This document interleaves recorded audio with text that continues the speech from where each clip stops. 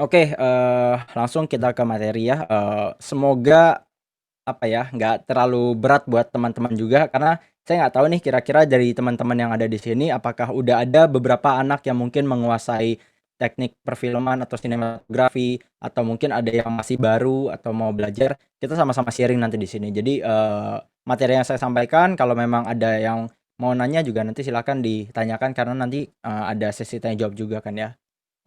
Kemudian kalau ada yang bingung di tengah-tengah jalan juga sebenarnya boleh kalau tiba-tiba teman-teman mau tanya juga silakan dipotong nggak apa-apa, nanti akan saya jelaskan ulang. Dan saya ngomong agak cepet ya, sorry soalnya, materinya juga ya cukup padat, cukup banyak jadi mau saya kejar juga ya. Oke, sinematografi. Ini saya kutip dari satu buku sinematografi tentang, Theory and Practice punya Brown. Jadi, eee dikutip ada cinematography writing with motion. Kalau misalkan fotografi kan sama sebenarnya writing juga atau painting ya. Tapi kalau fotografi itu painting with light atau writing with light. Kalau misalkan sinematografi kita writing with motion. Bedanya adalah kalau sinematografi itu nggak cuman still image doang kayak fotografi, tapi kita ada moving image ya. Nah, kalau di sinematografi itu adalah is the process of taking ideas, words, action, emotional subtext, tone and all other forms of nonverbal communication and rendering them in visual terms. Jadi ketika kita mau bikin film, ada beberapa proses pengalih bentukan atau transformasi, ide, kata-kata, action di sini ya, yang ada di sini bahasa Inggrisnya kita tinggal translate aja sebenarnya ke bahasa Indonesia dan semuanya itu kita, apa ya, kita alihkan. Jadi semua bentuk komunikasi nonverbal yang ada dari teks, misalkan dari skrip kalian yang udah kalian bikin, ceritanya apa, idenya seperti apa. Ide itu nggak cuman berangkat dari cerita ya, tapi idenya juga si sinematografer nanti punya ide nih kira-kira, oh visualisasinya mau seperti apa ya yang mendukung. Itu kita transformasikan, menggunakan beberapa aspek-aspek, kamera dan cahaya ya. Nah, ada director, ada DP. Kira-kira bedanya apa nih? Sama-sama sebenarnya dua-duanya director. Kalau director kan sutradara ya, tapi kalau director of photography atau DP singkatnya atau DOP bisa juga. Ya, bedanya apa sih kalau misalkan DP coba kita lihat di sini ada satu, rangkuman lagi dari buku Set Lighting Technician Handbook punya Harry. Di sini agak panjang tapi saya udah ringkas poin utamanya, di mana director of photography di sini perannya itu ada 3 ini sebenarnya yang paling penting, di mana DP ini adalah tangan kanannya si director. Ya, jadi DP ini atau si cinematographer atau director of photography ya, bisa kita singkat DP, dia adalah tangan kanannya si sutradara. Maksudnya gimana nih tangan kanan sutradara? Karena dia akan membantu sutradara untuk membuat semua aspek-aspek visual yang diinginkan, ya. Kemudian, eee, tanggung jawabnya DP juga nih untuk bikin atau untuk apa ya, untuk menciptakan visi dan misinya si sutradara, supaya bisa tercipta dalam satu filmnya. Dan, to evoke the proper time, place, and atmosphere yang ada di filmnya nanti sesuai dengan lighting, sesuai dengan pemilihan kamera, angle, camera movement, kemudian, ada beberapa poin-poin lain yang mungkin akan mendukung atau menguatkan kira-kira ceritanya seperti apa, supaya visualisasinya juga maksimal gitu. Kemudian DP holds a position of immense responsibility creatively and financially juga. Kira-kira maksudnya apa nih ada finance di masalah DP? Karena ketika DP memilih alat, dia juga nggak pilih sembarangan alatnya ya, karena nanti kalau pilih sembarangan budgetnya bengkak gitu. Jadi ketika dari poin kedua yang ada di sini, mau menciptakan, shot yang bagus, kemudian mau menciptakan visualisasi yang bagus, semua harus dipertimbangkan kira-kira supaya pemilihan kameranya, apa ya, disebutnya mungkin lebih akurat, lebih tepat gitu ya. Kemudian, penggunaan camera movement-nya kira-kira seperti apa, butuh alat apa nih yang mendukung camera movement tersebut. Kemudian lighting-nya butuhnya apa aja, itu juga semua dipertimbangkan. Jadi nggak asal pilih doang, makanya di sini ada, eee, host posisinya CDP itu untuk responsibility, creativity, and financially juga, gitu. Nah, kemudian departemen kamera itu kan dikepalai oleh seorang director of photography atau cinematographer. Sebenarnya ada 2. Kalau misalkan director of photography itu berarti si, tim dari departemen kamera dia ada kepalanya nih, ada director of photography-nya dan ada camera operatornya nanti. Tapi kalau misalkan nggak ada, pembagian seperti itu, kalian sebagai director of photography, kalian juga yang memegang kamera, biasa bisa disebut langsung cinematographer. Dan kedua sebutan ini sebenarnya nggak terlalu bermasalah sih.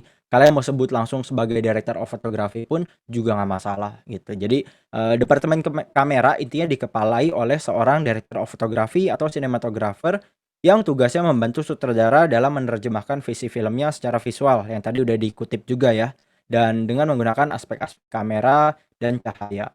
Nah, ini ada beberapa, bagian-bagian kira-kira di departemen kamera, krunya seperti apa nih di dalam departemen kamera, yang pasti dikepalai oleh director of photography atau cinematographer. Kemudian di bawahnya ada lagi nih, ada camera, crew, ada electric crew, ada rigging crew, ada grip juga. Jadi semuanya masing-masing punya peran yang memang fokus utama atau goalnya adalah membantu DP menciptakan visual dari film yang akan dibuat.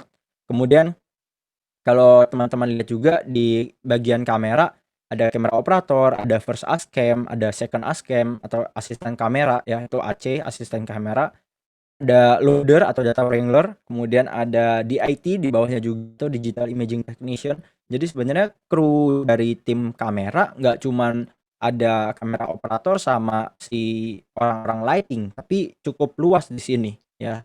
Dan di elektrik ada gaffer, itu biasa disebut sebagai orang lighting yang mengurus-ngurus lighting, itu biasa gaffer sebutannya. Jadi director of photography ketika punya konsep, dia mau bikin lighting yang seperti apa, pencahayaannya, tekniknya, bisa kerjasama, bisa dikomunikasikan dengan gaffer.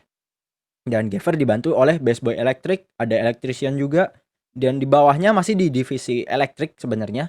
Ini ada juga, apa namanya, eee kru yang disebut oleh rig atau rigging crew ya. Nah, di rigging juga ada sama, ada rigging gaffer, rigging bass boy, rigging electrician. Kemudian yang terakhir masih ada satu lagi nih, generator operator. Biasanya buat apa? Kalau kita lihat di sini generator operator, dia lebih ke genset sebenarnya, simple. Jadi kan kita bicara elektrik, kita butuh genset kadang-kadang. Kalau misalkan tempat syutingnya kurang sesuai atau kurang memadai untuk power listriknya gitu. Jadi diperlukan genset ya.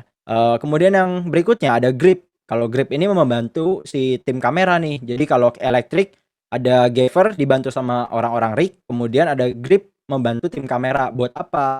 Ada key grip, ada bass boy grip, ada dolly grip. Kalau kita lihat ada satu kata dolly grip di sini. Mungkin buat teman-teman yang tahu peralatan kamera kan ada dolly track juga ya buat kamera gitu, buat camera movement. Nanti kita bahas di akhir. Di sini perannya mereka semua saling bekerja sama sehingga si director of photography ketika menciptakan sebuah visual memang hasilnya maksimal. Jadi ada fokus kerjanya masing-masing, nggak campur aduk gitu. Kemudian ada beda juga antara first ASCAM dengan second ASCAM kerjaannya nih. Kalau di kamera crew maksudnya ya. Kalau di kamera crew first ASCAM, second ASCAM, kalau misalkan kita mau bikin film yang mau produksi, ketika kita syuting kita butuh kalau di departemen kamera ada namanya camera report. Buat apa? Buat data-data footage-footage yang udah kita syuting gitu. Jadi semua kita kumpulkan di camera report. Nah, itu kerjanya sih second ASCAM. Kemudian first ASCAM-nya ngapain? Dia bantu si kamera operatornya. Misalkan ada masalah fokus, itu kerjaan atau tugasnya sih first ASCAM atau asisten kamera yang pertama. Itu. Kurang lebih mungkin gambaran singkatnya tentang divisi dari Director of Photography seperti ini. Eh, Kalau dibedah lebih banyak sebenarnya ini bisa makan waktu yang cukup lama, jadi akan saya lanjut ya. Mmm, nah ini juga sinematografi juga punya workflow sebenarnya. Jadi nggak cuman untuk apa ya, untuk bikin film ada workflow-nya, tapi sinematografinya sendiri juga punya workflow kerjanya. Di mana pertama itu kita akan punya skripnya dan kita mulai kerjaan pertama kita ketika sedang menciptakan konsep visual dari sinematografi. Yang pertama tuh adalah conceptual research and design. Yang pertama. Itu ngapain aja sih? Ada di bawah nih, ada discuss with director, ada script analysis, ada story analysis, ada karakternya juga dianalisa. Kemudian ada device style and visual approach-nya seperti apa. Ada discuss juga untuk departemen-departemen yang dibutuhkan. Kemudian ada juga referensi visual yang harus kita cek, kita riset gitu. Kita butuh research ini sebenarnya. Supaya apa? Supaya desain-desain yang mau dibuat, konsep-konsep yang mau dibuat juga hasilnya maksimal. Dan memang ini ada gambarannya yang membuktikan kalau oh ini visualisasinya make sense nih, masuk akal gitu ya. Walaupun kadang-kadang beberapa bentuk visual ada yang nggak masuk akal juga. Nanti ada contohnya juga nih yang nggak masuk akal kayak gimana, kita nanti lihat juga. Kemudian yang terakhir di conceptual research and design pastinya ada crew assembly. Kita harus kru-kru yang dibutuhkan siapa aja. Setelah itu kita lanjut ke location scouting. Kalau location scouting itu sebenarnya kita survei lokasi, bahasa umumnya ya. Jadi, kita survei lokasinya, kalau udah dapat lokasi mau seperti apa, kemudian setelah disurvei kita buat shortlist-nya. Kita mulai buat shortlist-nya, kalau diperlukan storyboard silahkan dibuat juga. Mungkin storyboard teman-teman juga tahu ya apa, kemudian kalau misalkan nggak diperlukan ya setelah shortlist kita langsung lanjut lagi ke step berikutnya, ada practical technical tentang research dan desain yang pertama kali kita konsep. Nah, yang di sini lebih ke teknikalnya, kita cek nih equipment yang dibutuhkan, budgetnya seperti apa, kita desain lagi lighting plan-nya karena kita sudah location scouting, kita sudah tahu lokasinya seperti apa. Kemudian kita discuss lagi dengan departemen-departemen yang lain yang terkait. Misalkan ada dari set, ada dari wardrobe, hairdo, makeup dan kawan-kawan. Yang lain-lain banyak ya. Setelah itu kita lanjut ke reki. Reki ini, seperti kalian mengetes ke lokasi gitu. Jadi, pertama location scouting itu kan cuman survei lokasinya.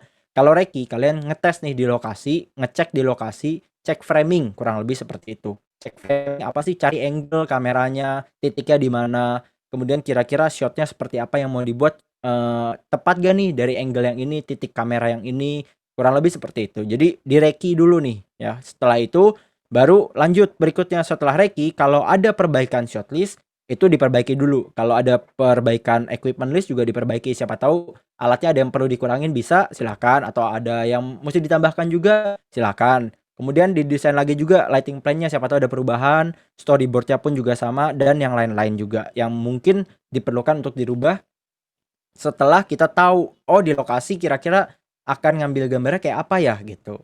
Nah setelah itu kita discuss juga schedule-nya nih sama first assistant director. Schedule-nya kira-kira berapa lama kita dapat syuting, kita dapat durasi untuk menciptakan satu shot atau yang lain-lain, atau keperluan yang lain ya sesuai dengan waktu produksi nanti. Dan berikutnya kita akan equipment check. Kalau misalkan udah aman semua equipment list-nya, peralatan-peralatan syutingnya udah di-lock, ya kita akan cek equipment-nya gitu. Dan kita pastikan semua alat-alat yang mau kita pakai, entah kita sewa atau kita punya sendiri, semuanya aman, jangan sampai ada masalah. Kemudian lanjut kita ke camera test. Di camera test ini lebih mirip kayak syuting ya. Syuting udah sama tim visual design, tim lighting, lensa dan kameranya juga udah dipakai yang sesuai dengan kita mau syuting. Dan untuk talent-nya mungkin di sini belum ada karena di sini lebih kepada percobaan syuting. Ibarat kayak kita kalau mau drama di panggung ya, kita ada gladi resik dulu gitu. Jadi di sini ada camera test dulu. Setelah itu baru kalau udah di-approve camera test result-nya, baru kita syuting bersama dengan tim yang lengkap dan juga dengan talent-talent-nya. Baru deh habis itu kita ke post production yang tadi ya, kalau ada yang ikut yang sore di awal ada bahas editing gitu. Itu baru masuk ke situ. Ya. Terus berikutnya ini contoh storyboard-nya ya. Jadi yang tadi ada bikin storyboard, kalau memang diperlukan ya bisa dibuat storyboard, tapi gambarnya terserah kalian, bebas mau gambar seperti apa, atau bisa juga digantikan storyboard-nya dengan foto. Jadi bukan storyboard gambar tapi kalian foto gitu. Itu juga bisa sebenarnya. Cuman kalau storyboard kan kebanyakan pakainya gambar ya. Nah, kemudian kita akan bahas ke aspek-aspek perfilmannya, kira-kira ada apa aja. Kalau di film teman-teman juga perlu tahu, kita ada film grammar di mana film itu ada 3 pembahasannya, atau ada shot, scene, ada sequence. Kita akan bedah juga satu persatu, shot, scene, sequence itu kira-kira apa sih. Yang pertama ini shot, ini saya ambil referensi filmnya dari film Baraka, ini film dokumenter gitu. Kemudian ini adalah beberapa shot. Jadi ada 1, 2, 3, 4, 5, ada 5 shot nih berarti ya. Jadi setiap kamera yang merekam satu adegan, kalau misalkan udah di stop rekamannya berarti udah ganti berikutnya. Jadi satu shot itu sebenarnya dihitung dari kamera kalian ketika merekam sampai menghentikan proses perekaman. Nah, kemudian shot ini sebenarnya elemen terkecilnya dalam film. Jadi kayak ada satu sel gitu ya, satu sel yang paling kecil yang akan menciptakan sebuah film. Di mana di shot ini ketika digabungkan beberapa shot akan menjadi sebuah scene ya. Ini kan ada satu shot dari yang gambar paling pertama di kiri atas sampai yang kanan di bawah, itu ada totalnya 8 shot. Ini menjadi satu scene nih, scene-nya apa? Oh, adegannya tentang makan malam. Kemudian ada scene berikutnya lagi nih, ada scene di scene di bangsal tidur karyawan. Ada berapa nih? 1, 2, 3, 4, 8, 9, 10, 11 shot ya. Ada 11 shot untuk scene bangsal tidur karyawan, ada juga untuk scene ruang kantor. Nah, kalau shot tadi satu sel terkecil dalam film, tapi kalau scene ini apa sih? Scene ini gabungan beberapa shot yang masih dalam satu tempat, satu waktu yang sama. Jadi kalau kita bicara ruang dan waktunya itu berbeda, salah satunya aja, maka itu harus dimunculkan scene baru gitu. Jadi ketika teman-teman misalkan mau fokusnya cuma di ruang kantor doang, maka itu satu scene ruang kantor. Tapi ketika ruang kantor pindah ke lorong depan ruang kantor, maka itu adalah scene yang baru. Kenapa? Karena tempatnya berbeda walaupun sama-sama masih siang. Atau contohnya, ruang kantor siang hari dengan ruang kantor malam hari. Scene-nya juga berbeda. Kenapa? Karena waktunya juga berbeda. Dia ada perubahan waktu gitu. Jadi kalau misalkan salah satu aspek entah ruang atau waktunya dia berubah, maka harus dimunculkan scene yang baru ya. Itu untuk scene. Kemudian ada sequence. Kalau sequence itu lebih kesatuannya lagi, lebih lengkapnya lagi di mana ini adalah sebuah pokok pikiran atau sebuah apa ya, gagasan dari beberapa kumpulan scene gitu. Di mana satu scene dan scene berikutnya itu masih saling terkait pokok pikirannya. Masih ada satu adegan yang sama, satu rangkaian cerita yang sama. Sampai akhirnya dia berubah pokok pikirannya, baru bisa dimunculkan sequence yang baru. Jadi dengan adanya beberapa shot, dia akan menciptakan sebuah scene dan dengan kumpulan scene tersebut digabungkan akan menciptakan sebuah sequence. Nah, di sini kan contohnya adalah sequence kematian karyawan. Pertama dari bangsal tidur karyawan, kemudian ke ruang kantor mereka berdiskusi kenapa bisa ada kematian nih. Kemudian ke tempat parkir mereka mungkin lagi ada peristiwa apa lagi, sampai ke jembatan masih terkait. Semuanya itu adalah satu sequence gitu. Jadi sequence itu lebih besar lagi. Dan kalau misalkan kalian ada yang kenal dengan istilah long take ya, bisa long take untuk satu scene atau bisa juga untuk sequence shot. Jadinya long take-nya untuk satu sequence gitu.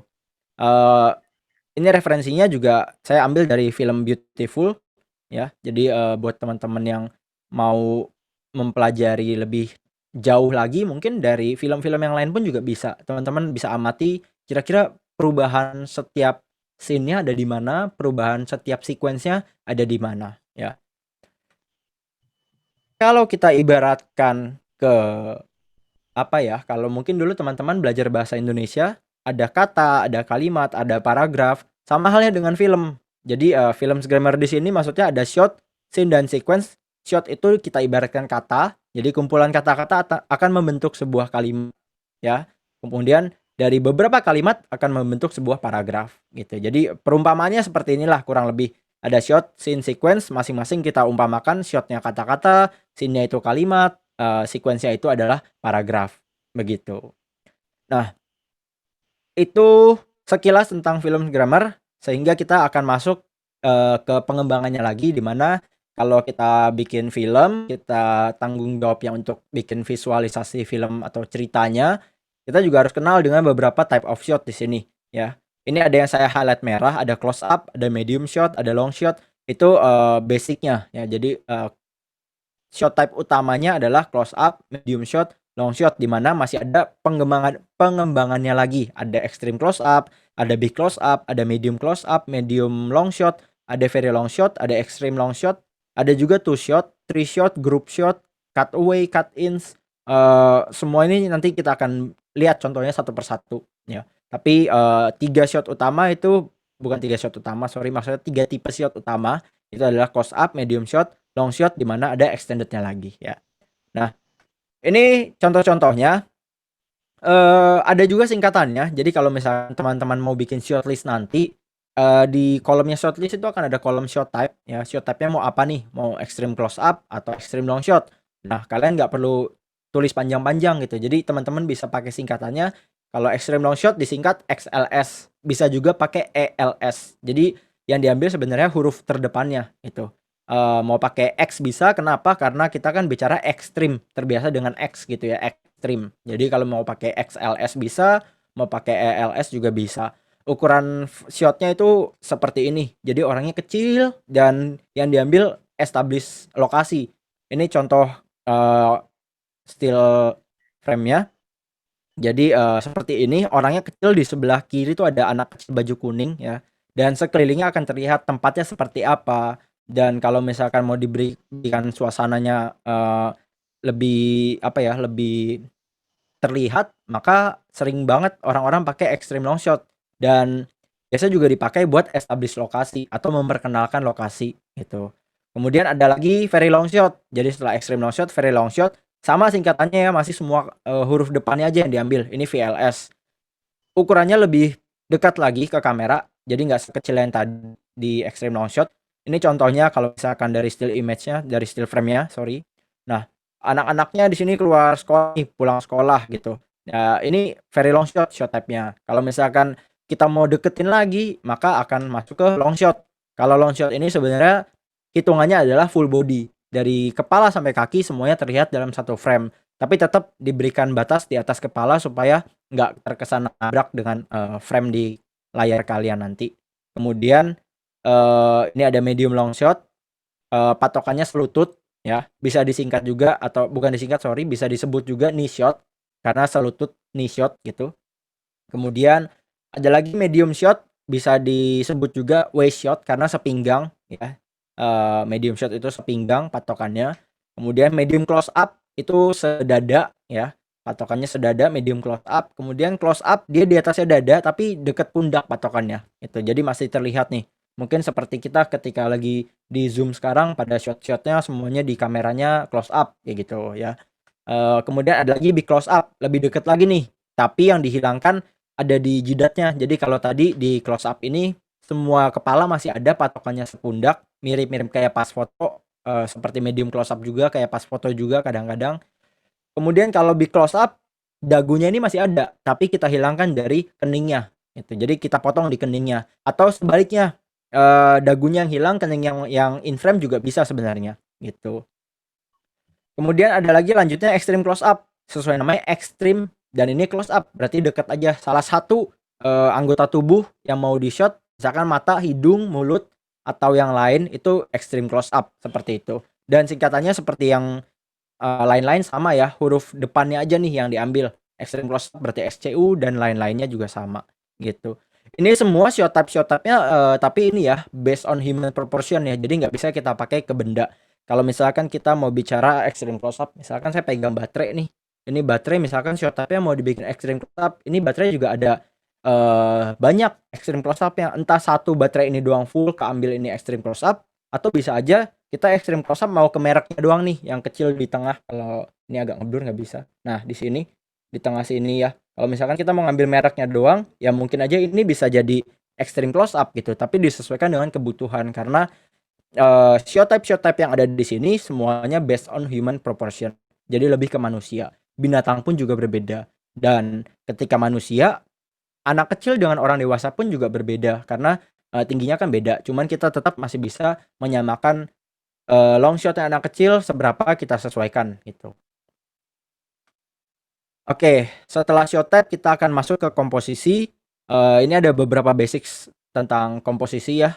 Jadi basic-nya kita akan bedah dulu yang pertama sebelum mengenal beberapa komposisi dalam film, dalam gambar, kita perlu tahu ketika kita bicara komposisi kita harus kenal dengan resolution juga.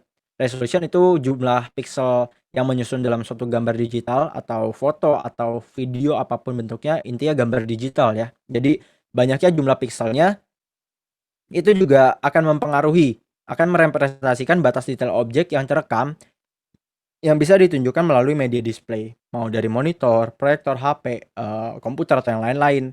Semakin tinggi nilai pikselnya akan semakin detail yang bisa dilihat dari objek tersebut. Biasanya kalau misalkan kalian beli kamera, ada nih kameranya berapa megapiksel, 20 megapiksel atau 40 atau berapa, itu akan mempengaruhi detail-detail dari objek foto yang akan kalian foto nanti pakai kamera tersebut. Nah, kemudian kalau misalkan film juga sama, resolusi juga harus diperhatikan supaya detail dari gambarnya juga sesuai dengan kebutuhan. Kemudian ada juga resolusi dari gambar, dari image-nya ya. Ini semuanya adalah satuan dari all in square pixels. Jadi, semuanya bentuknya square pixels karena resolusi atau image pixelnya itu juga masih ada yang bentuknya square gitu. Jadi ada yang square, ada yang non square. Tapi di sini kita nggak akan bahas lebih jauh mengenai perbedaan itu. Fokusnya di sini adalah ini beberapa resolusinya ada yang dari 480 atau NTSC, ada yang PAL 756 576, kemudian ada yang 720, ada yang 1080, ada yang lain-lain juga masih. Kalau misalkan 720 biasa orang-orang kenal dengan HD, kalau 1080 biasa orang-orang kenal dengan Full HD. Kemudian eh, ada juga yang kayak 4K, ada yang 5K ya, banyak gitu, 2K. Kemudian image aspect ratio-nya itu juga harus diperhatikan ketika kita bicara komposisi. Di mana image aspect ratio itu kan adalah relasi dimensional antara proporsi elemen panjang dan elemen tinggi sebuah shot. Ini sama kayak kalian belajar persegi panjang, ada panjang kali lebar gitu. Jadi pixel aspect ratio-nya akan menggunakan perbandingan antara dua elemen dimensional shot di mana ada panjang dan tinggi itu, panjang banding tinggi sebagai satuannya. Beberapa image aspect ratio yang umum digunakan dalam produksi film itu ada seperti ini ya. Yang pertama ada 4:3, ada 16:9, ada 1.85:1, ada 2.35:1 ya. Ini cukup banyak aspek-aspek rasio dari image-nya juga yang lain. Kemudian fungsinya juga masing-masing harus dikenal nih. Kira-kira kalau mau pakai yang 4:3 perbedaannya sama yang 16:9 atau yang 2.35:1 apa ya? Gitu.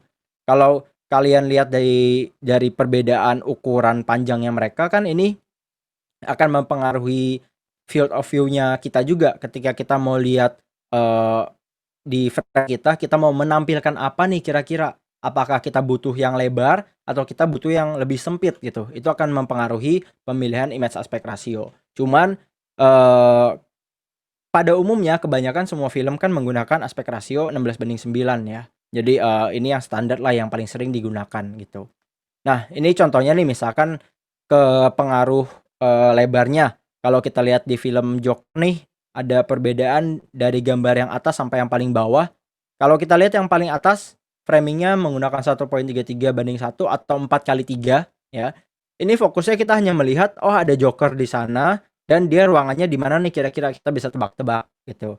Tapi kalau kita lebarin lagi ke 16x9 atau 16:9, kita bisa lihat di kirinya frame kita yang di layar sekarang, di kanannya si Joker ada apa sih di backgroundnya gitu. Kita lebih kenal dengan ruangannya. Kemudian kalau misalkan kita lebarin lagi ke yang anamorphic atau cinemascope ya 2.35:1, itu kita akan lihat lagi oh ruangannya ternyata seperti itu dan kita akan kenal si Joker ini atau si aktor kita nantinya dia sedang ada adegan apa dan lokasinya di mana gitu. Jadi itu akan mempengaruhi juga bentuk visual yang mau kita ceritakan ya. Kemudian ada frame axis. Kalau kita bicara komposisi, setelah tadi kita kenal resolusi, kita kenal dengan image aspect ratio, kita masuk ada frame axis di mana ketika kita mau bikin komposisi, kita kenal dulu nih ada 3 axis. Ini bukan matematika tapi ya. Jadi ada X, Y, Z di sini di mana X itu adalah yang horizontalnya, Y itu yang vertikalnya dan Z itu kedalamannya ya. Jadi ada perspektifnya. Kalau teman-teman ada yang tahu dengan perspektif fotografi itu ada kedalamannya gitu. Nah, ini contoh frame axis-nya. Kalau yang atas hanya ada sumbu X dan Y, jadi cuman flat aja gitu, kayak 2D ya. Tapi kalau yang bawah gambarnya itu ada sumbu Z-nya, dia ada kedalamannya, ada perspektifnya. Jadi kalau kita bicara komposisi, kita kenal dulu nih kira-kira framing kita mau seperti apa? Apakah mau yang flat, yang mirip seperti 2D atau mau yang ada perspektifnya, ada kedalamannya, ada tridimensionalnya gitu. Setelah itu kita harus paham kira-kira komposisi ini apa sih, komposisi itu sendiri. Kita udah kuasain nih kira-kira resolusi, image aspect ratio, frame axis, kita kenal dengan itu semua. Tapi kalau kita nggak tahu apa makna dari komposisi itu sendiri, sama aja jadi percuma gitu. Karena komposisi itu kan pengaturan elemen-elemen visual dalam frame sehingga membentuk kesatuan yang harmoni dan koheren. Ya, jadi ketika kita ingin membentuk kesatuan bentuk visualnya supaya lebih harmonis, supaya lebih koheren lagi sesuai dengan ceritanya, kita butuh komposisi supaya semua elemen visual yang akan masuk ke dalam frame kita atur peletakannya ya. Jadi kayak main puzzle, tapi ini kita bikin film, kita atur nih peletakannya di dalam frame kita, di dalam film kita. Nah, untuk lebih jauhnya komposisi itu ada proporsi, ada 2 proporsi, 2 jenis, ada golden ratio, ada rule of third. Ini, akan sangat membantu teman-teman juga ketika mau bikin film. Teman-teman juga bisa manfaatkan 2 jenis proporsi ini. Walaupun kalau nggak mau dipakai juga sebenarnya nggak salah ya, karena Eee, proporsi ini akan menjadi guideline kasarnya seperti itu. Misalkan kalau teman-teman lihat berita kan, presenter cuman baca berita selalu di tengah di tengah di tengah. Tapi kalau kita menerapkan proporsi ini, kita akan menerapkan peletakan, elemen visual apapun yang ada di dalam frame sesuai dengan guideline yang ada di sini. Nah, kita bedah satu persatu perbedaannya. Ini yang pertama adalah rule of third ya.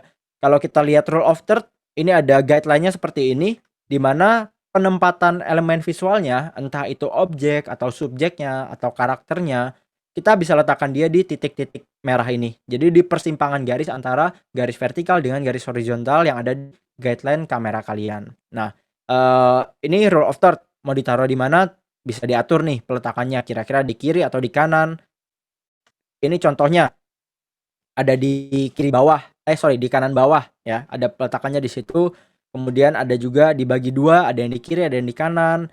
Kemudian, ada lagi seperti ini diletakkan di satu garis yang ada di kiri ya. Itu rule of third semuanya. Jadi lebih, umumnya dikenal dengan, framing yang ada entah di kiri atau di kanan frame gitu, supaya dia ada, elemen-elemen yang lain yang bisa kita letakkan di frame yang lain dalam satu frame yang lebih luas ini, gitu. Jadi kita bagi penempatannya. Nah, nanti kita akan bedah juga lebih lanjutnya kira-kira fungsinya si rule of third sama golden ratio buat apa. Kemudian kalau contoh rule of third yang awal-awal ini kan tadi semua di titik ya, tapi nggak cuman di titik persimpangan garis horizontal dengan vertikal aja. Teman-teman bisa juga taruh di antara kotak-kotak ini ya. Jadi, ada ruang-ruangnya gitu. Kita bisa bagi dia di kotak-kotaknya. Ini juga sama, kita bisa bagi dia di kotak-kotaknya juga. Dan pembagian ini nanti lebih lanjut lagi kita bisa kenal dengan, fungsinya si golden ratio sendiri. Ini golden ratio ya, biasa dikenal Fibonacci spiral, dia bentuknya ngespiral gitu kayak kayak siput ya. Jadi, kalau teman-teman lihat ada Fibonacci sequence juga 1, 1, 2, 3, 5, 8 dan seterusnya. Ini polanya itu ditambahkan dengan angka sebelumnya. Jadi kalau misalkan 2 dari mana, dari 1 tambah 1, 3 dari mana, 1 tambah 2, 5 dari mana, 2 tambah 3 dan seterusnya gitu. Itu polanya ya. Buat apa? Itu buat di sini nih.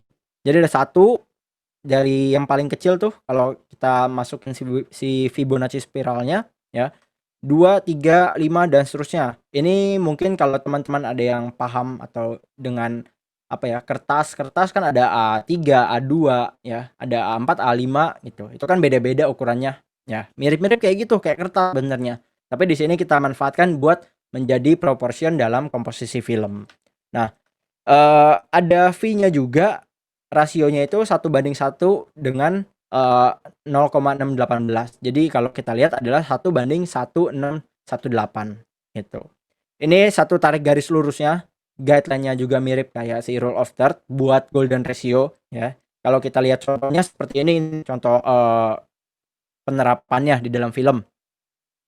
Kita bisa bagi dia menjadi, 2 area, tapi tujuan dari golden ratio itu sendiri adalah kita mengajak penonton untuk melihat keindahan dalam satu frame. Bukan cuman fokus ke karakternya doang seperti di rule of third, tapi kita mengajak melihat ke dalam satu frame ini, satu kesatuan di frame kita, kira-kira ada pesan apa yang mau disampaikan gitu. Jadi penonton kita ajak untuk ngelihat satu kesatuan di frame kita, ya. Ini contohnya kalau untuk, yang lain ada lagi ini. Jadi pertama kita akan lihat ada orang sedang mungkin apa, benerin ban gitu, ya. Kita lihat pertama adegannya di situ, tapi kita lihat juga, oh lingkungannya seperti apa. Kita ajak penonton untuk melihat lebih jauh lagi. Jadi dalam satu frame ini kita bisa, apa ya, menghipnotis penonton lah gitu. Itu fungsinya si golden ratio, ya. Kemudian kalau kita lihat dari pembagian, pemetakannya, ini kalau saya lingkarin ya, ini kan yang adegannya dia ada fokus di kotak pertama di sini, gitu. Jadi, ini juga bisa penerapannya, ke arah situ kalau secara teori ya. Tapi kalau penonton kan ketika nonton film, dia nggak mungkin ngelihat di layarnya ada marking line-nya gitu, kayak ada garisnya si golden ratio gitu ya. Nah, kemudian ini masih contoh yang sama yang tadi saya bilang, penonton akan diajak melihat keindahan di dalam frame itu juga. Nggak cuman fokus ke karakter, nggak cuman fokus ke adegan aktornya, melainkan juga ke lokasinya, gitu. Jadi kalau kita lihat di sini lokasinya kan di, tepi tepi sungai besar, kemudian ada ini ya, ada jembatan gitu. Nah, ini untuk, shot-shot berikutnya selain keindahan, kita bicara lebih ke pemetakan dari, golden ratio nih di sini. Ya, jadi ada V-nya yang tadi ya, ini ada areanya, yang di kiri siapa, yang di kanan siapa. Itu bisa ke peran dominannya kira-kira, siapa nih karakter yang dominan dalam satu frame ini yang mau kita angkat gitu. Itu juga bisa di situ. Kemudian kita lanjut lagi ke komposisi berikutnya, ada beberapa jenis-jenis komposisi. Yang pertama itu ada yang namanya balance composition. Itu membagi aktor ke dalam proporsi yang sama untuk melambangkan posisi aktor yang sama kuat. Sementara kalau kita lihat di frame ini ada tokoh yang di tengah, fungsinya itu sebagai karakter yang netral ya. Jadi kalau kita bicara balance composition, sebenarnya kita ada pembagian ke framing yang sama kuat gitu, framing yang sama di dalam satu frame ini. Entah mau adegan berantem, entah mau adegan yang lain, framingnya itu sama kuat gitu. Dan apa namanya, ketika kita bicara balance composition, lokasinya pun juga kita harus perhatikan. Semua yang ada di dalam frame ini akan terlihat balance. Jadi nggak ada yang jomplang sebelah gitu. Ini contohnya ya untuk balance composition. Kemudian ada lagi ini contohnya. Mungkin saya percepat di contoh karena takut nanti waktunya nggak cukup ya. Lalu kalau kita lihat di sini shot ini ada kipas angin di kanan, di kiri nggak ada kipas angin, ya nggak terlalu jadi permasalahan besar lah karena itu kan yang kita lihat lebih kepada framing setup lokasinya ya. Ada di bilik kiri dan kanan ada ruang intipnya gitu. Nah, kemudian ini juga masih balance composition ya. Dan berikutnya ada unbalance composition. Kalau balance sesuai pengertiannya aja, balance berarti seimbang, kalau yang unbalance berarti ya nggak seimbang. Sesimpel itu sih sebenarnya. Dan biasanya penggunaannya masing-masing tuh ada fungsinya. Kalau kita bicara balance, kita mau memperkuat, atau memberikan kekuatan yang sama kepada aktor-aktor yang ada di frame. Tapi kalau unbalanced composition, ini mungkin ada perbandingan yang janggal atau something yang, nggak apa ya, nggak bisa diseimbangkan ya, ada beban sebelah gitu, kita bisa menerapkan unbalanced composition ini. Contohnya seperti ini unbalance gitu. Next ada static composition, ini lebih menggunakan garis horizontal dan vertikal yang dominan, yang bisa juga diceritakan dari beberapa, apa namanya, aktor yang ada di frame gitu, atau figuran atau yang lain-lain ya. Kebanyakan ini lebih kepada penggunaan atau penerapan yang simetris ya, jadi komposisinya simetris. Dan contoh lainnya misalkan ini pasukan baris berbaris, polisi, atau upacara ada kibra gitu, atau yang lainnya. Jadi, lebih ke komposisi yang memang kita mau bikin itu serapih mungkin gitu, ya. Kemudian ada dynamic composition, ini sesuai namanya dynamic, dia menggunakan garis diagonal yang dominan, jadi, lebih, diagonal, nggak yang tegak lurus horizontal vertikal, ya. Dan kalau misalkan di angle ada nama lainnya, ada Dutch angle, jadi, framing-nya miring seperti ini lebih dinamis lagi, gitu. Oke, next berikutnya ada headroom. Kita ketika mau syuting, kita juga harus concern dengan headroom. Jadi nggak asal ngambil gambar, supaya headroom-nya nggak ketinggian yang ada di sebelah kiri, atau supaya headroom-nya nggak terlalu mepet gitu. Kalau misalkan terlalu mepet, ini nggak ada contohnya, tapi saya coba bikin dari sini aja. Kalau terlalu mepet mungkin seperti ini nih, yang saya kotakin merah. Ya, jadi di atas frame kita itu mentok dengan kepalanya si aktor. Itu nggak ada headroom-nya jadinya, gitu. Jadi yang ideal itu seperti figur, gambar 2.2 ya. Jadi gambarnya ideal seperti ini, ada medium close up untuk type shot-nya, ada headroom-nya yang ideal, jarak dari kepala sampai atas frame-nya. Nggak ketinggian, nggak kekecilan, atau bahkan nggak terlalu mepet, gitu. Kalau misalkan untuk big close up gimana, nggak ada headroom, it's okay, nggak masalah. Karena memang big close up kan kita, sesuai dengan shot type-nya ya, kita deket sekali gitu. Kemudian setelah headroom, ada juga looking room ya.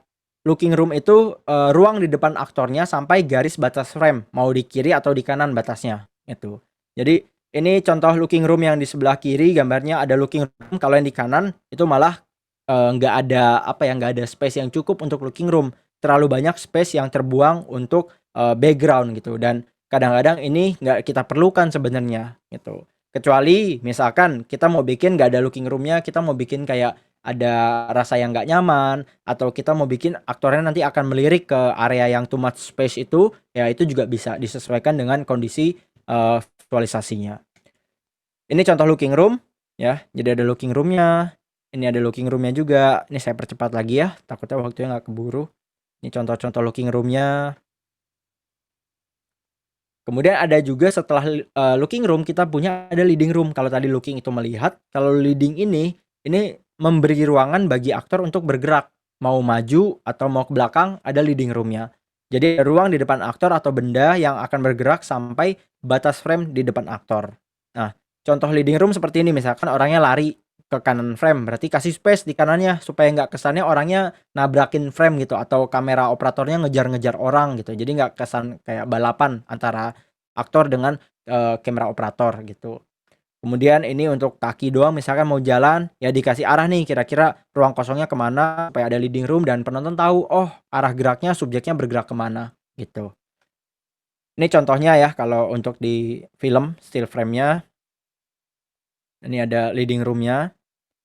Ini mirip sama yang tadi, ada looking room, tapi bisa jadi leading room kenapa? Karena kebetulan kan dia di mobil ya, ada pergerakannya gitu. Jadi ada leading room-nya juga. Nah, kemudian ini ada contoh film, mungkin contoh filmnya kita bisa putar kali ya, karena waktunya tinggal 20 menit untuk materi. Ini saya skip aja ya, untuk contoh filmnya. Jadi, lebih kepada leading room aja contohnya. Jadi ketika ada pergerakan itu ada, ruang kosongnya yang diberikan gitu. Kemudian masuk ke pembahasan berikutnya setelah kita kenal komposisi, kita dukung lagi, kita kuatkan lagi untuk visualisasi, sinematografinya mau yang seperti apa, ada camera movement di sini. Ada beberapa camera movement yang akan kita bahas, ada 6. Yang pertama itu handheld. Handheld itu kita pegang dengan tangan atau dengan, yang apa, alat kamera yang lain pun juga bisa sebenarnya, tapi handheld itu tujuannya adalah menciptakan efek goncangan di sini gitu, jadi nggak stabil gitu, ada shaky sedikit, efek-efek shaky gitu ya. Contohnya seperti ini, gitu, ini handheld. Nah, penggunaan handheld juga bisa dipakai kebanyakan kan di film action buat yang adegan berantem atau adegan-adegan yang lain yang lebih intens gitu, lebih tegang, itu kita bisa pakai, camera movement yang handheld gitu. Dan berikutnya ada panning ya atau pan ya. Jadi panning ini ada panning ke kiri atau ke kanan, pan left or pan right ya. Kameranya digerakin ke kiri atau ke kanan, contohnya seperti ini. Ini pan right. Jadi kameranya ke arah kanan, tapi menengok aja kayak kepala kalian nengok ke kanan, bukan gerak geser ke kanan ya, tapi nengok aja ke kanan gitu. Itu pan right. Kalau pan left sebaliknya. Kemudian ini ada tilt ya, ada tilt up, ada tilt down. Sama kayak pan, nengok juga. Kalau tadi ke kiri kanan, ini kita tilt, kita lihatnya ke atas bawah gitu.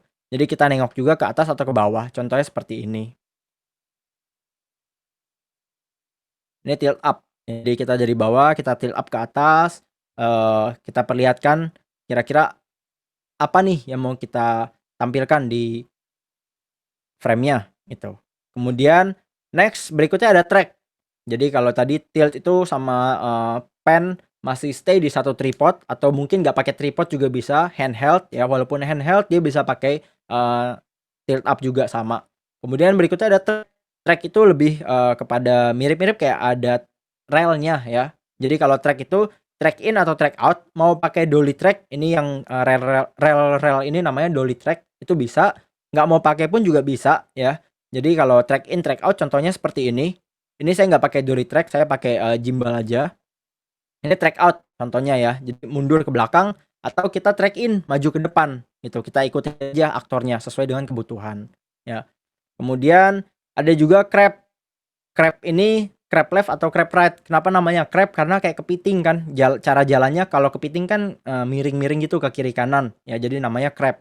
Nah, Crab ini juga sama, mau pakai dolly track bisa, mau, pakai gimbal bisa ya, atau mungkin mau pakai slider juga bisa, gitu. Nah ini crab left atau crab right, ini contohnya kalau ini crab right ya.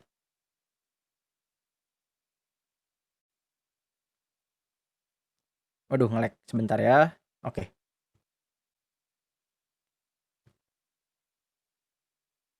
Jadi gerak nih, kameranya geser. Kalau tadi cuma nengok untuk pan, kalau crab kita geser, pindah dari kiri ke kanan gitu, itu crab. Kemudian ada crane. Kalau crane ini pakai Jimmy Jeep atau pakai mini crane ya, atau mungkin di manipulasi pakai drone juga bisa gitu, tapi disesuaikan kebutuhan. Kalau crane ini seperti ini contohnya.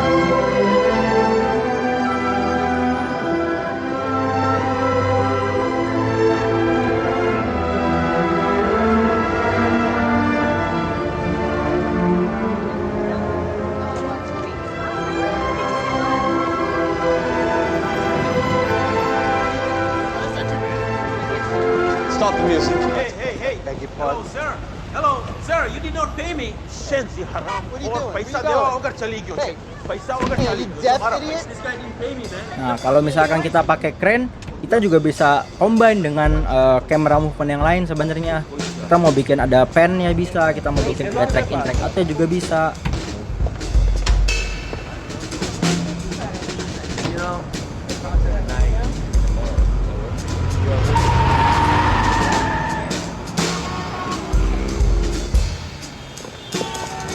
The benefits and everything is nice. 15 blocks, real. That's it. 14. Not bad first act, huh? Not bad at all. It's going really well. Ini di track out sama dia sambil di tilt up juga. I never would have Di expected track it. out, tilt up, kemudian nanti dia pakai crane dinaikin kameranya ke atas untuk pindah ke scene berikutnya. The intermission.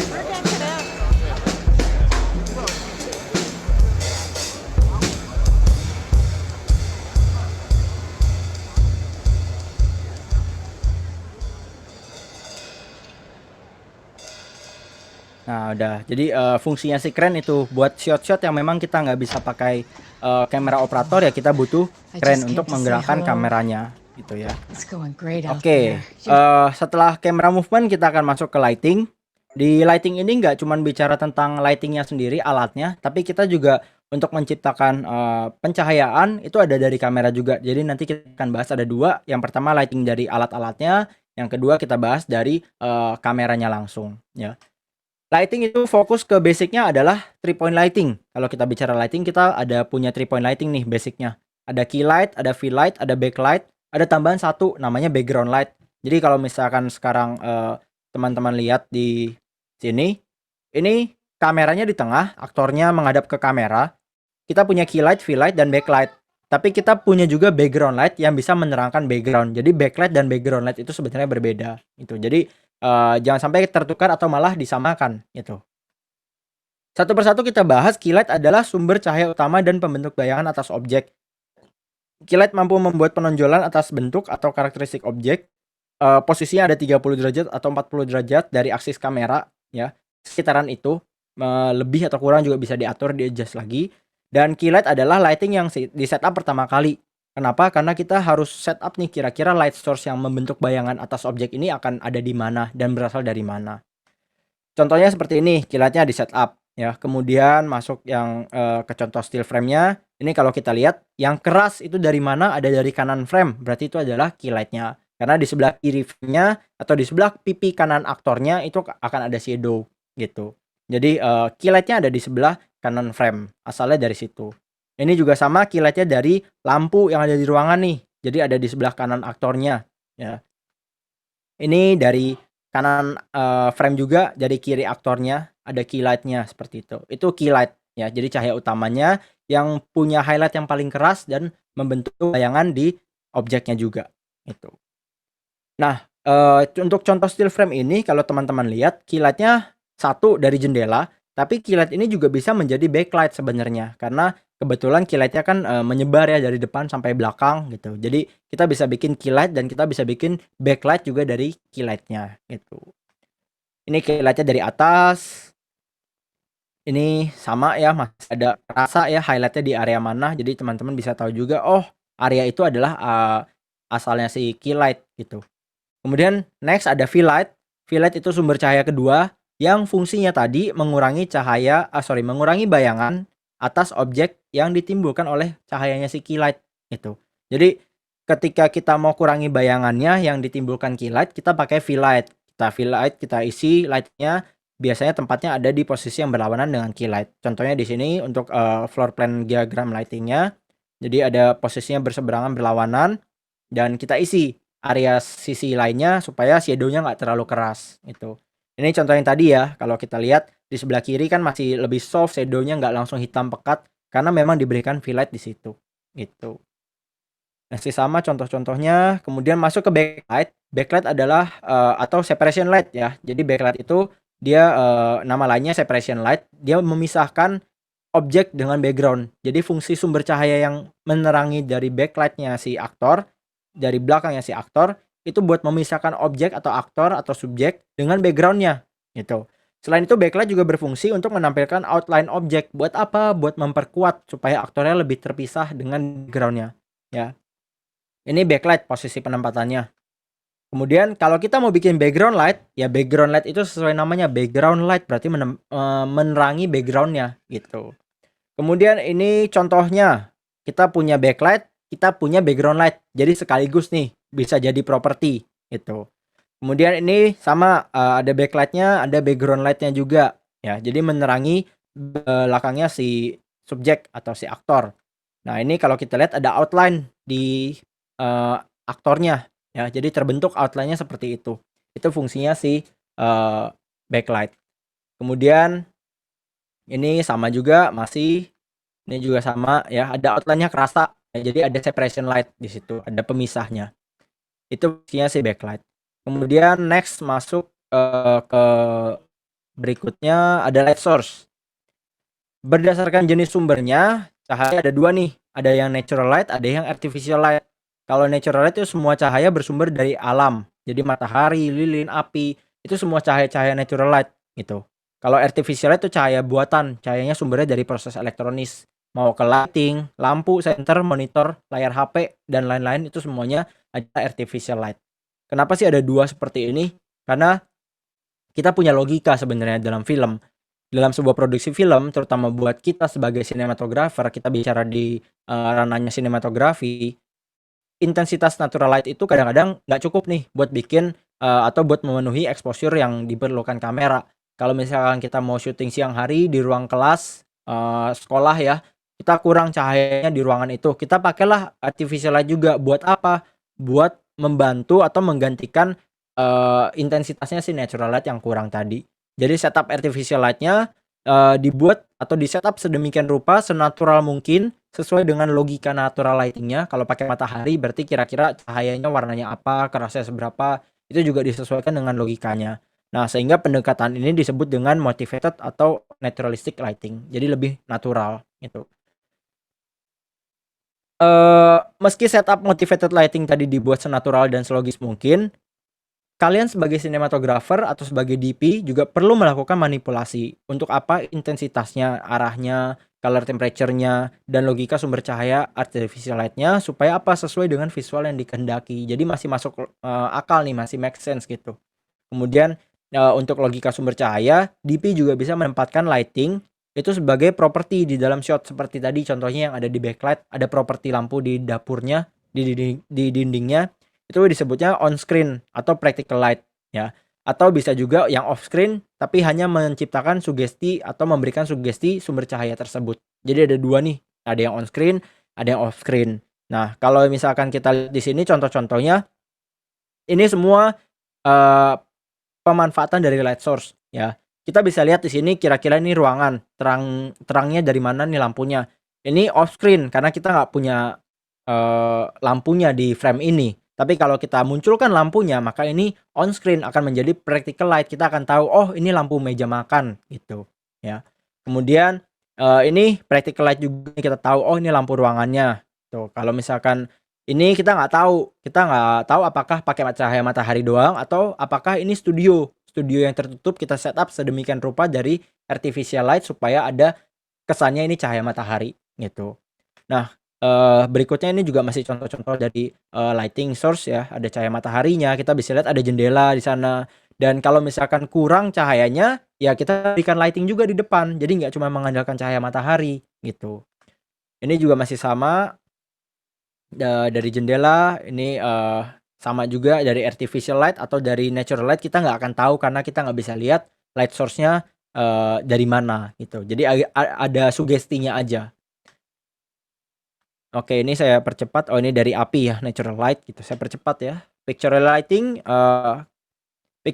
lebih kepada stylistic. Jadi tadi ada motivated itu yang natural. Tapi kalau pictorial ini pendekatan yang lebih dikenal sebagai stylistic lighting ya. Jadi nggak ada logikanya tapi cuman ngasih estetika aja, estetika visual. Dirancang supaya lebih stylish, supaya lebih dramatisasi. Contohnya seperti ini. Dari dalam ruangan kan nggak mungkin nih terang banget kayak gini. Kira-kira ada apa nih cahaya di dalam bisa seterang ini gitu.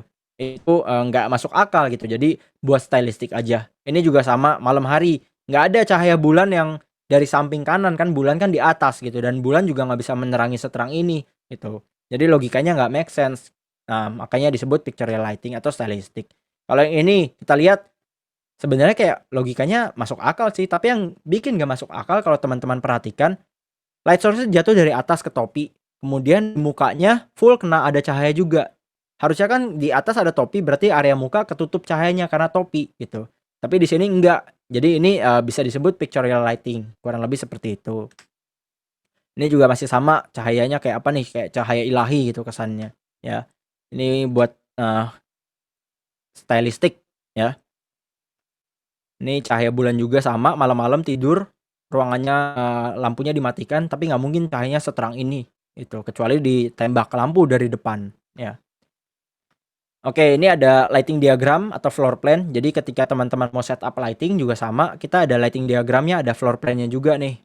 Penempatan posisi lightingnya di mana, intensitas lighting yang dibutuhkan sekeras apa, ya, atau properti-properti lain pendukung untuk menciptakan lighting itu juga kira-kira seperti apa.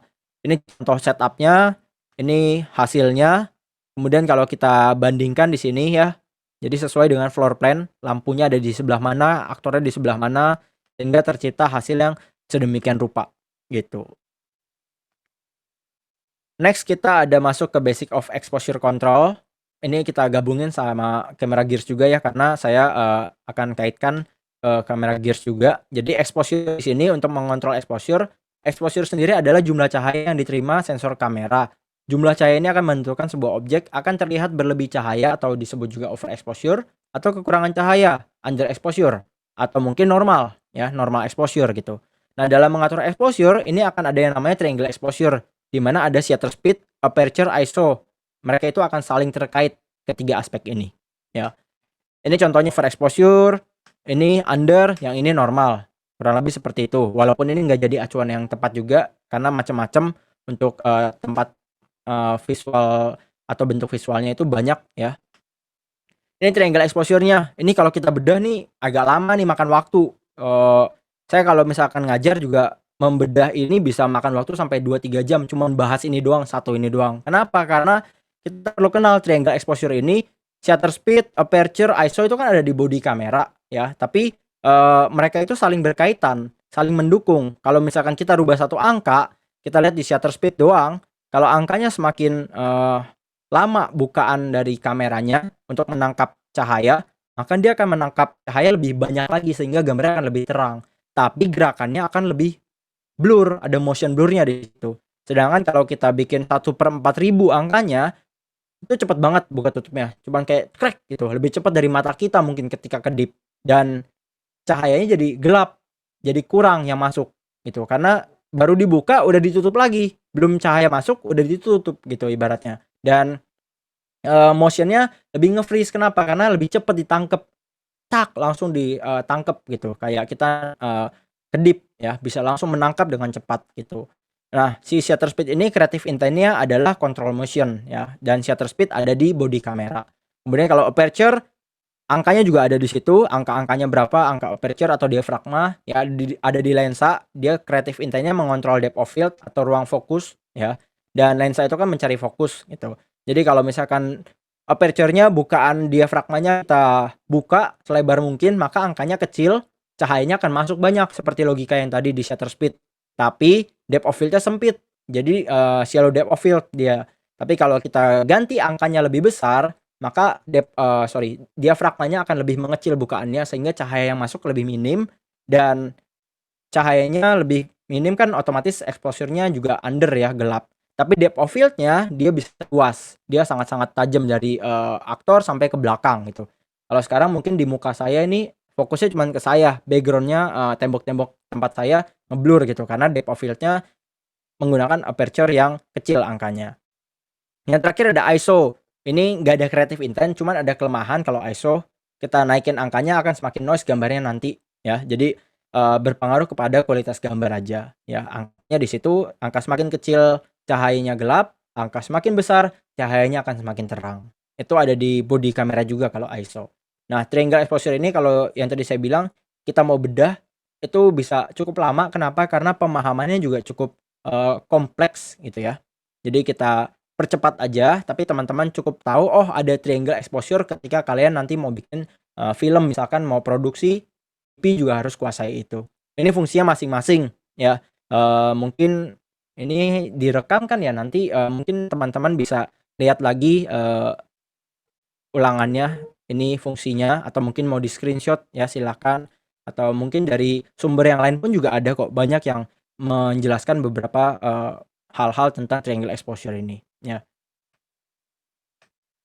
Nah, ini shutter speed yang tadi ada motion nih 1/2 sampai akhirnya 1/500 kita bisa tangkap dengan freeze itu. Tapi di sini nggak ada efek terang gelapnya ya. Oke, ini sampel videonya kayaknya nggak bisa saya putar juga karena waktunya terbatas. Kita lanjut depth of field tadi. Ini yang dimaksud dengan depth of field yang ada di lensa ya, efeknya dari aperture atau creative intent-nya. Jadi depth of field itu yang di titik-titiknya ini nih, yang di titik-titik depannya si aktor atau di belakangnya aktor. Ya, ada ruang tajam yang dihasilkan oleh nilai aperture lensa. Dua jenis ruang tajamnya contohnya ini, depth of field-nya sempit, fokusnya ke orangnya doang, background-nya ngeblur. Kalau ini depth of field-nya lebar, dari orang, dari depannya orang, belakangnya orang, background, langit, semua itu semuanya fokus gitu ya. Jadi ada dua jenis depth of field-nya. Kalau yang sempit namanya shallow depth of field, kalau yang lebar namanya large depth of field gitu. Kemudian masuk ke karakteristik lensa. Ini ada dua jenis lensa ya, ada lensa sinema, ada lensa fotografi. Bedanya apa sih lensa sinema sama fotografi? Satu, bedanya harga udah pasti ya. Yang kedua, bedanya kalau misalkan ada harga kan ada kualitas gitu ya. Kalau kita bicara ada harga, ada kelas, ada barang gitu. Kalau lensa sinema dia dari penampilan pun juga berbeda karena ringnya dia lebih banyak. Ada ring untuk aperture-nya langsung, angkanya bisa di setup di sana. Ada ring untuk fokus juga ya, untuk focal length-nya. Kemudian kalau lensa fotografi dia cuma satu untuk ring fokusnya aja. Kecuali lensa zoom ya, lensa zoom ada bisa untuk atur focal length-nya juga gitu. Nah, ini contohnya karakteristik lensa. Saya juga nggak bisa bahas banyak, tapi saya cuma bisa memberikan contoh. Setiap focal length lensa ukuran 16 mm, ukuran 24 mm, ini akan berpengaruh kepada background-nya dan kepada subjeknya. Jadi kalau teman-teman lihat, coba kita compare di sini ya, dari 16 background-nya luas dengan framing medium shot, fotografernya mundur nih, mendapatkan framing yang sama, dan fotografernya mundur lagi semakin jauh, tapi kita lihat impact perbedaannya kepada si aktor dan background. Ini lensa 50, background-nya akan semakin dekat ya. Lensa 135, background-nya semakin dekat dan semakin sempit juga view angle-nya. Ini lensa 200 mm focal length-nya. Ya, jadi background-nya makin dekat lagi gitu. Kalau misalkan teman-teman mau manipulasi, mau bikin kayak seorang anak kecil mengambil bintang, silakan pakai lensa yang tele gitu. Jadi ada beberapa perbedaan di situ. Ya, ini tadi yang ISO, sensitivitas sensor terhadap cahaya. Ya, jadi bikin noise. Kemudian ini satu informasi buat teman-teman, kalau misalkan teman-teman mau produksi film terkait dengan persoalan visual continuity, itu sangat disarankan untuk selalu menggunakan setting ISO yang sama dalam satu scene yang sama. Kalau misalkan scene-nya berubah boleh ganti ISO.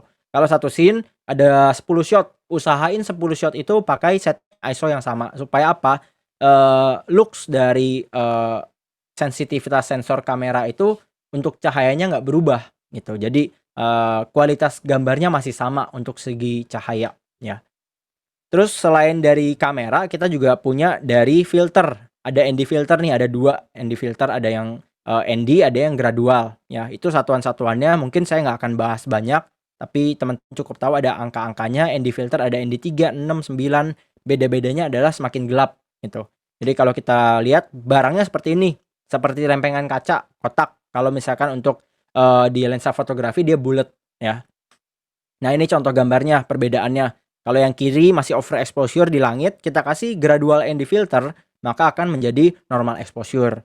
Nah, gradualnya itu fungsinya buat mengurangi yang over di atas aja, area langit. Yang area di darat di bawah itu nggak dikurangi gitu. Ini contohnya lagi, ada yang no filter, ada yang pakai ND 3, ada yang pakai ND 6 sampai ND 9. Ya, ini yang gradual ND ya tapi. Kemudian kita masuk ke camera gears yang terakhir. Ketika mau syuting, kita bicara camera gears kan banyak ya sebenarnya peralatan kamera kita.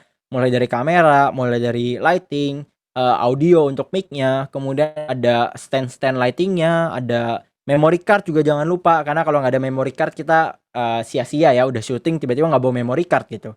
Nggak kerekam, semua data-datanya nggak ada nanti.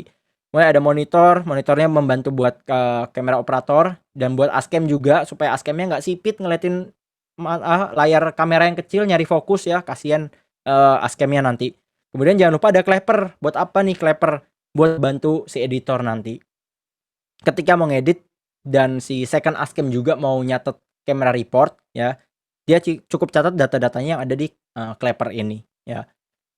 Dan clapper ini kan fungsinya juga untuk audio dan videonya, visualnya supaya kita edit, kita satukan. Yang tadinya kita rekam terpisah, kita bisa satukan dengan gampang karena kita punya suara clapnya dia, suara cetekannya dia gitu, ya.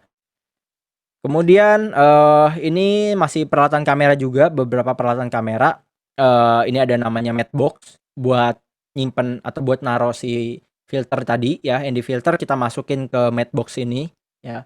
Ini kita letakkan di sini, ini kita putar nih, kita keluarin, nanti kita masukin dia ke sini nih, ke dalam sini masuk, sehingga yang bolong putih ini akan terisi dengan filternya gitu. Jadi nanti filternya ada di situ buat si mengurangi cahaya yang tadi overexposure. Dan ini matte box ini ada donatnya juga nih, donat bukan makanan tapi ya. Jadi ini donatnya nih yang karet-karet ini buat dikaitkan ke lensanya supaya nggak ada cahaya yang bocor nantinya ya. Matte box ini mirip sama kayak foto, kalian kalau fotografi punya kamera, punya lensa, ada lens hood-nya gitu. Jadi mengurangi juga biasan cahaya lain yang memang kita nggak butuhkan untuk masuk ke dalam lensa. Peletakan atau pemasangannya seperti ini gitu. Kemudian ada juga pendukung lainnya, dia ada focus puller buat ngatur fokus, jadi nggak diputer ring di kamera atau di lensanya, dia pakai alat focus pullernya supaya lebih enak muternya juga, nggak kaku gitu. Dan nggak mengganggu kinerja si kamera operator. Ada beberapa kamera gears juga banyak sebenarnya, tapi nggak bisa kita bahas satu persatu ya. Ini ada tripodnya, jangan lupa kalau syuting ada tripod di bawah, dipastikan. Terus tripod juga ada banyak jenisnya, ada tripod, ada high hat, ada baby pod ya, ada banyak jenisnya. Kemudian ada lighting stand juga ada 2 jenis, ada lighting stand yang biasa, yang di bawahnya sorry ya, ini high hat ya, high tinggi gitu, high hat.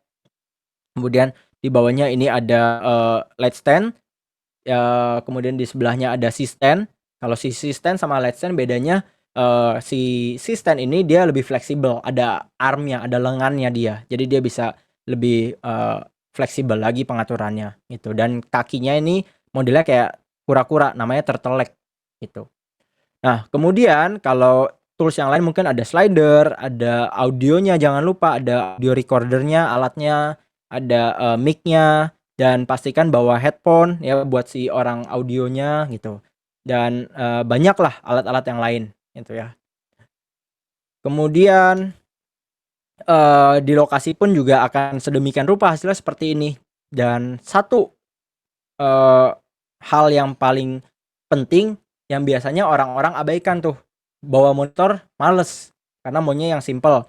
Kalau memang bisa it's okay karena keterbatasan, tapi kalau diusahakan bisa pakai monitor akan lebih baik ketika syuting. Kenapa? Karena kita bisa dapat penglihatan yang lebih detail lagi, lebih lebar lagi ruang lihat kita di monitor gitu ya.